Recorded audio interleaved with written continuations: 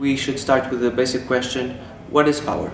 Power is the ability of one person or one institution to have another do or stop doing something, now or in the future. Would you say that power is shifting more to individuals or to small, mobile, intelligent groups of people?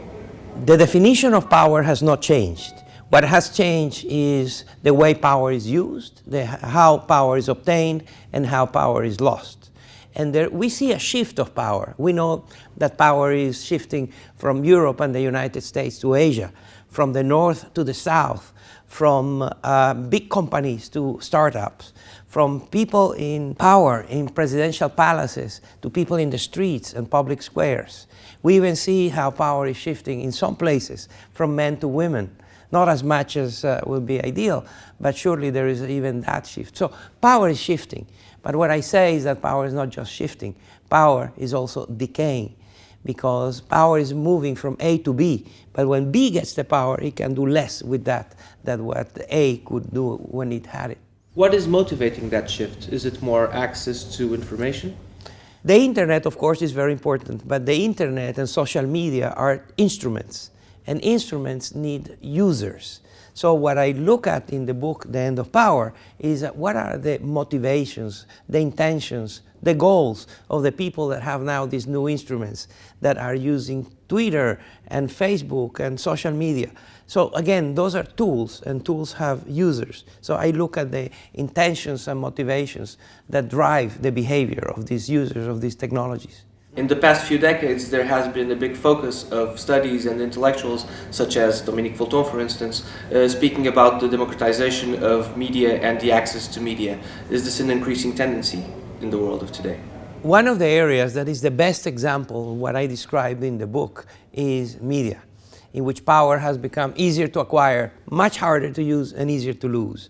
Now everyone is a journalist. Now everyone has the ability to put pictures and to comment and to have opinions and to be a reporter. Mm-hmm.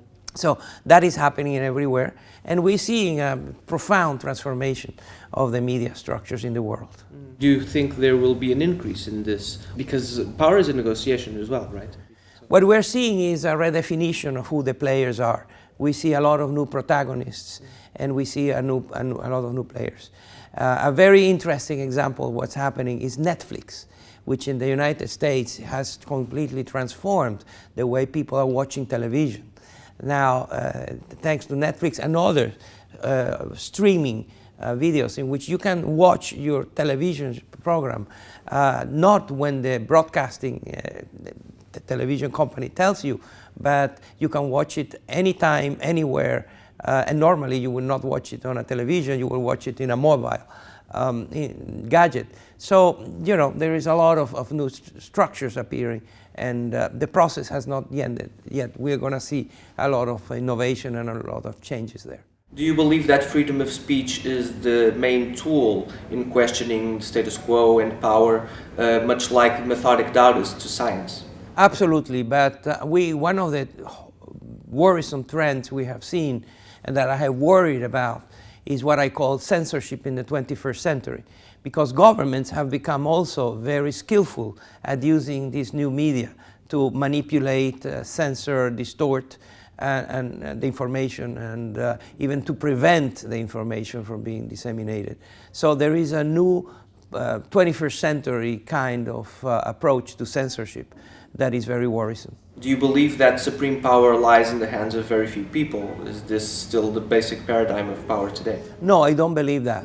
I do believe that we have entities that concentrate a lot of power. I believe that the Pentagon and the Vatican have a lot of power. I believe that ExxonMobil and Google and Facebook and Xi Jinping, the president of China, and Barack Obama and Vladimir Putin have power. There's no doubt that they have power. But it's also true that they are more constrained in the way they can use that power.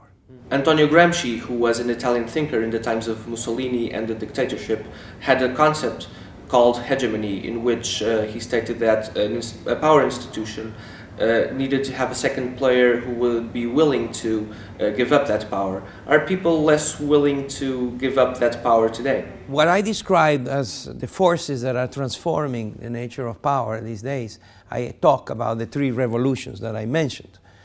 The mobility, and the last one is the mentality revolution, which is profound changes in aspirations, expectations, values, and what people tolerate, and what people are willing to put up to, and what people are just rejecting. And that is one example in which people, the notion that, I have power and we do things because that's the way it has always been done, that's a proposition that has lost a lot of appeal around the world.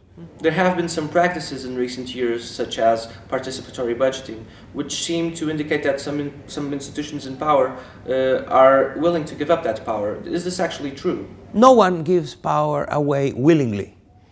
People and institutions give power away when they have no other options. And so when institutions like a municipal council decides that it's better to have transparent budgeting, it is doing it because it has detected that that is what the citizens want. And in fact, it's a way of preserving power. Right. It's unusual, but it's happening. The people in the streets around the world are making governments think twice about how they should behave. What do you think about the Estoril Conferences? I'm very impressed. This is my first time here. I have been impressed by the quality of the speakers, by the quality of the audience. The questions that I had on the part of the audience were very sophisticated. This is a very interesting audience, and it's a great event. Is it right to think that the experiences shared here at the Estoril Conferences and the knowledge acquired and shared between the participants empowers participants in very direct ways? Whenever you have debates and discussions about leading-edge ideas that are framing the conversation around the world, and you're able to bring them to Estoril, that's a very good contribution.